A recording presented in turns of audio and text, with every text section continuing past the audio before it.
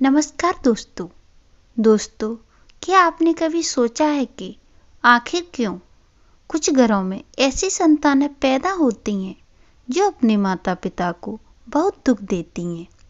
आपने देखा होगा कि कई बार पति पत्नी में समन्वय नहीं बन पाता, जबकि दोनों अपनी ओर से भरपूर प्रयास करते हैं, फिर भी उनके रिश्ते में तालमेल नहीं बैठ पाता।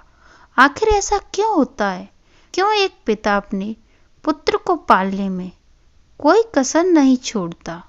वह हर संभव प्रयास करता है कि उसका बेटा हमेशा सुखी रहे, लेकिन जब वही बेटा बड़ा होता है तो वह अपने पिता को दुख देता है, क्योंकि एक व्यक्ति अपने खान पान में सतर्कता बरतता है और संयमित जीवन जीता है, फिर भी उसका पूरा जीवन बीमारियों से घिरा रहता है। और क्यों कोई व्यक्ति दिन रात मेहनत करने के बावजूद भी अभावों में जीवन बिताने को मजबूर होता है? आखिर ऐसा क्यों होता है? तो ऐसे अनगिनत प्रश्न हैं जो हमारी समझ से परे हैं। दोस्तों, हमारे धर्म ग्रंथ के अनुसार पूर्व जन्म में किए गए कर्मों का फल हमें इस जन्म में भुगतना पड़ता है। कर्म चाहे अच्छे हो या बुरे, लौटकर जरूर आते हैं, कोई माने या न माने, लेकिन यह बात बिल्कुल सत्य है कि हमारे कर्म हमारे पास वापस जरूर आते हैं। कहीं किसी के घर में सुख देने वाली संतान जन्म लेती है तो कहीं दुख देने वाली। आखिर ऐसा क्यों होता है? दोस्तों, कहीं न कहीं यह सब हमारे अपने ही कर्मों का फल है, जिसके कारण यह सब होता है। दोस्तों, इन बातों को समझने के लिए हम आज आपको एक कथा सुनाने जा रहे हैं जो हर व्यक्ति के लिए महत्वपूर्ण है। मेरा आपसे निवेदन है कि इस कथा को अंत तक पूरा सुनिए। इसमें हम आपको बताएंगे कि कैसे पूर्व जन्म में किए गए कर्म इस जन्म में हमारे जीवन को प्रभावित करते हैं। दोस्तों, कथा को शुरू करने से पहले कमेंट बॉक्स में लिखिए जय श्री कृष्णा और वीडियो को भी लाइक करें और अपने दोस्तों के साथ भी शेयर करें और हमारे चैनल को सब्सक्राइब करना न भूलें। तो अधिक देर न करते हुए इस कथा को शुरू करते हैं। दोस्तों, यह बहुत पुराने समय की बात है। एक गांव में दो कुत्ते रहते थे। दोनों बहुत ही पक्के दोस्त थे। वे हमेशा साथ साथ रहते, साथ साथ खेलते, साथ साथ खाते पीते और साथ सोते भी थे। उनमें से एक का नाम धीरू और दूसरे का नाम बीरू था। एक दिन धीरू और बीरू जब आराम से बैठे तो वे आपस में बातें करने लगे। धीरू बोला, मित्र बीरू, कभी कभी मैं सोचता हूँ कि हमने कौन से ऐसे बुरे कर्म किए हैं जो हमें इस जन्म में कुत्ते का जन्म मिला है। सुबह से शाम तक दौड़ते दौड़ते हालत खराब हो जाती है, तब कहीं जाकर पेट भरने को थोड़ा बहुत मिलता है। कई बार तो जिस दरवाजे पर जाता हूँ तो वहां से डंडे मारकर भगा दिया जाता है। खाना तो दूर की बात है, उल्टा डंडे की मार खानी पड़ती है। बीरू ने सहमति जताते हुए कहा, मित्र धीरू, तुम बिल्कुल सही कह रहे हो। कभी कभी तो बैठने की भी जगह नहीं मिलती। जहाँ थोड़ी देर के लिए बैठता हूँ तो कहीं आकर डंडे मारकर वहां से भी भगा देते हैं। ना तो ठीक से बैठ पाते हैं, ना आराम से लेट पाते हैं। सच कहूं तो अब यह जीवन बोझ लगने लगा है। धीरू ने सिर हिलाते हुए कहा, बीरू, इसमें कोई शक नहीं है कि हमने पिछले जन्म में जरूर कोई बुरे कर्म किए होंगे। यही वजह है कि हमें इस जन्म में यह दुख भरा जीवन जीना पड़ रहा है। धीरू आगे कहता है, बीरू, मुझे लगता है कि हमें अब कुछ करना चाहिए।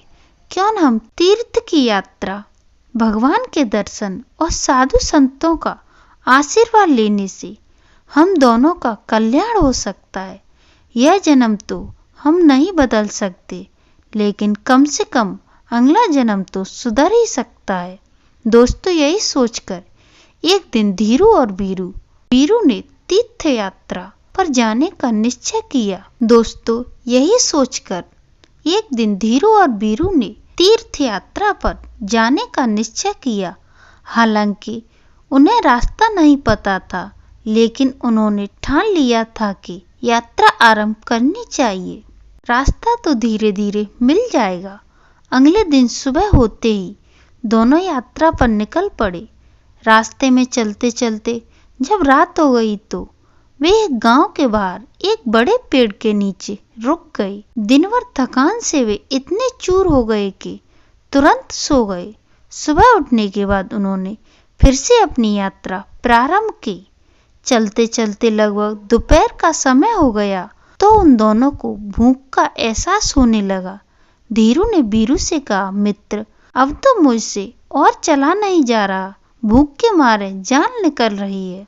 मेरी इस पर बीरू ने कहा, तुम सही कह रहे हो मित्र, देखो सामने जो गांव दिखाई दे रहा है उसके पास एक घना पेड़ भी है। पहले वहां थोड़ा आराम कर लेते हैं, फिर गांव में जाकर खाने का कुछ इंतजाम देखेंगे। हो सकता है वहां कुछ खाने के लिए मिल जाए। अभी वह दोनों उस पेड़ के नीचे विश्राम कर रहे थे, तभी उन्हें पास में कुछ चूहे भागते हुए दिखे। उन चूहों को देखकर बीरू के मुंह में पानी आ गया और धीरू से बोला, सुनो धीरू, क्यों न हम इन चूहों में से 2-4 पकड़कर खा लें, इससे हमारी भूख तो मिट जाएगी। धीरू ने गंभीरता से सिर हिलाते हुए कहा, नहीं बीरू, हम तीर्थ यात्रा पर निकले हैं और तीर्थ यात्रा में किसी की हत्या करना पाप होता है। ऐसा करना तो दूर, यदि हम इस तरह का विचार भी आया तो भी पाप लगेगा। हमें पुण्य कमाने के लिए तीर्थ यात्रा पर निकले हैं। अगर यह पाप कर लिया तो हमारी पूरी तीर्थ यात्रा व्यर्थ हो जाएगी। बीरू ने कहा, तो फिर कोई और उपाय सोचो जिससे किसी भी जीव की हत्या न हो और हमारा पेट भी भर जाए। यह सुनकर दोनों मित्र वहां से आगे बढ़ गए। चलते चलते वे एक चौराहे पर पहुंचे जहां एक मंदिर था। कुछ देर आराम करने के बाद दोनों ने तय किया कि अब उन्हें अलग अलग दिशा में जाना चाहिए। धीरू ने कहा, अगर हम साथ चलेंगे तो दोनों का पेट ठीक से नहीं भरेगा और अलग अलग जाएंगे तो जो भी मिले हम खा लेंगे। दोनों ने यह भी तय किया कि वापस लौटने पर इसी तो चौराहे पर मिलेंगे। जो यहाँ पहले पहुंच जाएगा वह दूसरे का यहीं रुककर इंतजार करेगा। इसके बाद दोनों अलग अलग दिशाओं में चल पड़े। धीरू चलते चलते एक गांव में जा पहुंचा। उस गांव में एक सुनार रहता था। उस समय वह सुनार पूजा कर रहा था और उसकी पत्नी ने उसके लिए खाना तैयार करके थाली में परोसा था। थाली में पूरी सब्जी, खीर, दाल चावल, अचार, दही आदि सजा कर रखे हुए थे। वह सुनार पूजा खत्म करके भोजन के लिए बैठा ही था कि तभी धीरू झट से थाली में मुंह डालकर 2-3 पूड़ियां उठाकर वहां से भाग गया। सुनार यह देखकर हंसते हुए बोला, राधे कृष्णा, राधे कृष्णा। उसने उठकर हाथ धोकर अपनी पत्नी से कहा, बेचारा यह कुत्ता बहुत भूखा लग रहा है, इसलिए तुम यह थाली इसे ही खिला दो, शायद इसकी भूख मिट जाए। सुनार की पत्नी को यह बात बिल्कुल पसंद नहीं आई। वह गुस्से से बोली, ये आप क्या कर रहे हो? इस कुत्ते को यह थाली, इसमें मैंने कितनी मेहनत से स्वादिष्ट पकवान बनाए हैं और आप इसे कुत्ते को खिलाने की बात कर रहे हैं। सुनार के मन में दया का भाव उमड़ा और उसने अपनी पत्नी से कहा, तुम सही कहती हो, पर शायद यह कुत्ता बहुत भूखा है। क्या पता इसके भाग्य में ही आज यह थाली लिखी हो सकती है। दाने दाने पर खाने वाले का नाम लिखा होता है, इसलिए इसे यह थाली मिलनी ही थी और इसने इसे झूठा भी कर दिया है। इसके बाद सुनार ने धीरू को पेट भर खाना खिलाया। धीरू ने तृप्त होकर सुनार को मन ही मन दुआ दी और आशीर्वाद देते हुए वहां से चला गया। उधर बीरू इधर उधर भटकते हुए एक व्यापारी के घर पहुंचा। व्यापारी ग्राहक से झगड़ा कर थका हारा अपने घर लौटा था।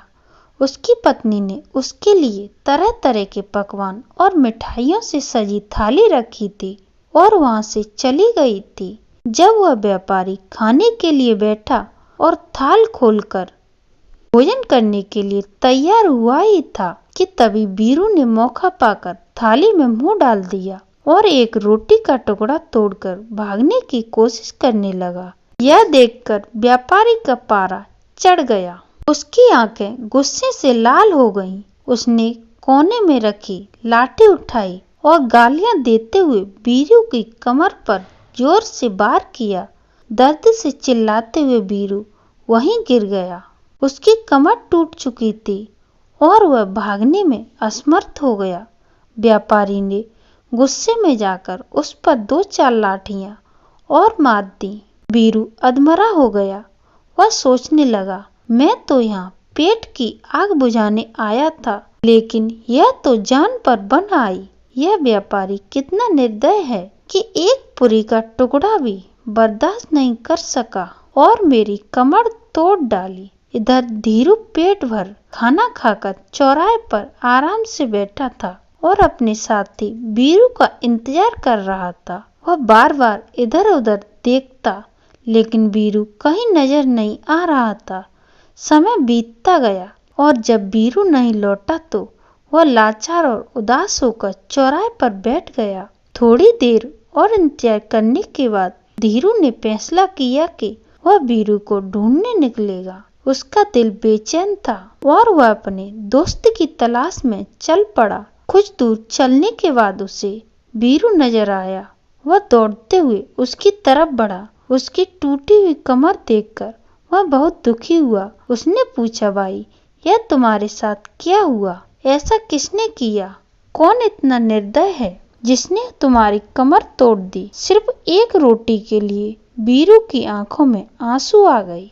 उसने दर्द से कराते हुए कहा। धीरू को पूरी कहानी सुनाई। सुनकर धीरू की आंखों में आंसू आ गए। वह दुख से भर गया।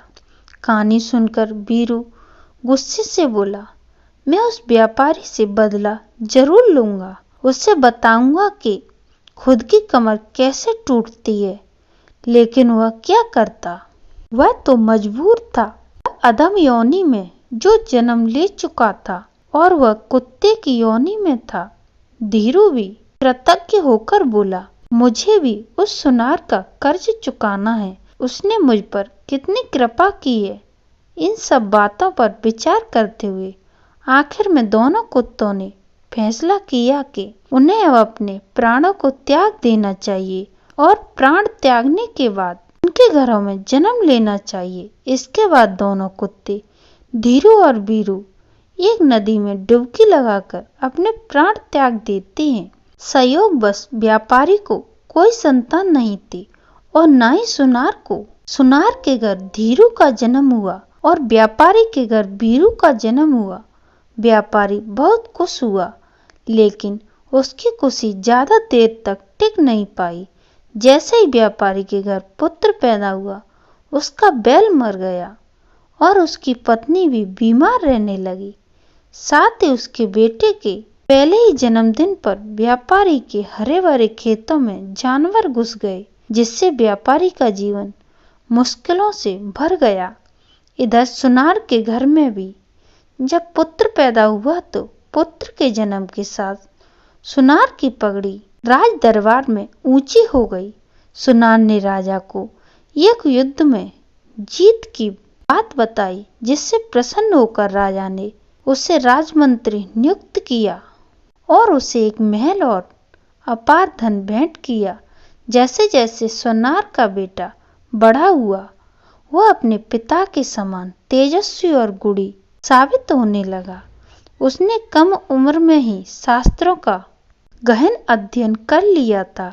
उसकी विद्वता का आलम यह था कि बड़े बड़े विद्वान भी उससे शास्त्रों का अध्ययन में पराजित हो जाते थे। यह देखकर सुनार का हृदय गर्व से और आनंद से भर जाता है, क्योंकि उसका बेटा उसे हर कदम पर सुख देता है।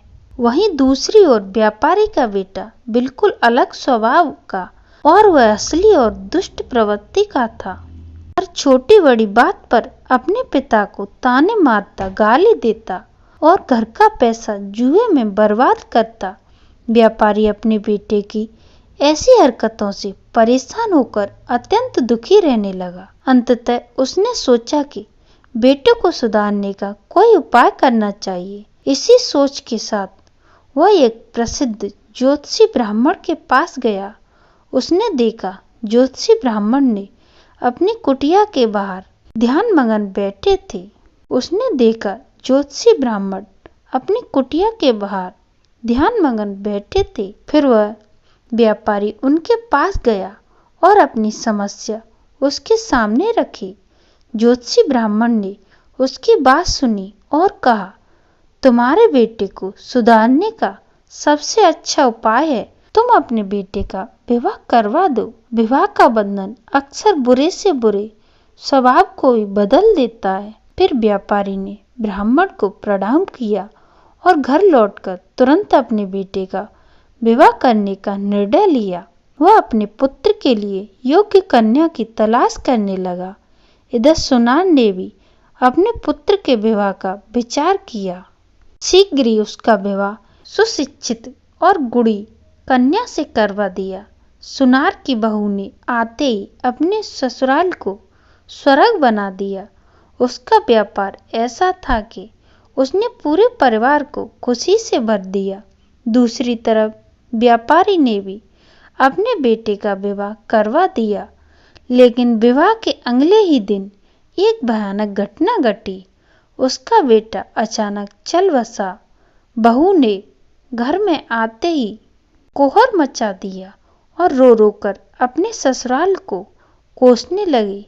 बहू के कटु वचन सुनकर व्यापारी गहरे सदमे में चला गया। उसने अपनी हालत पर रोते हुए दीवार से सिर पटकना शुरू किया और चिल्लाने लगा, मेरा बेटा मेरी कमर तोड़ चला गया।